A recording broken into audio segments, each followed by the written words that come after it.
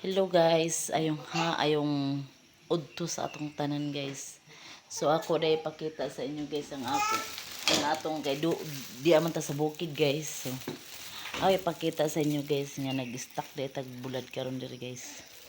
Nag-stock tag bulad nga. Nag-stock ta karon bulad guys kay. Da kasabot guys magsigig uwan usay mo. Dangog na to sa ubos guys. No. Yung stock ko na ani guys nga bulad guys kay nag-stock jud ko ani nga bulad guys kay dita kasabot sa panahon niya wala tay sudan niya uwan dangog gaingon sa ubos. So 100 pesos ni siya guys usa ka kilo.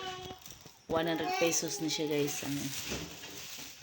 Usa ka kilo diri sa ato So mo na siya guys karon guys ang akong vlog karon guys nga nagpalit ko og usa ka kilo nga bulad para pang usan na mo kasi mana guys nga budget diri sa bukid na. So mo na siya karon guys ang ako karong vlog for today, budgeting for 1 week nga sudan nato.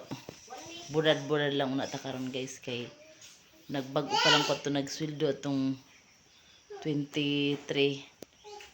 So napalit ko og kanang kuan guys kanang tinai sa baboy akong gipaklay guys. So karon ubos naman ay ako lagi gibayad po dito sa may salasit.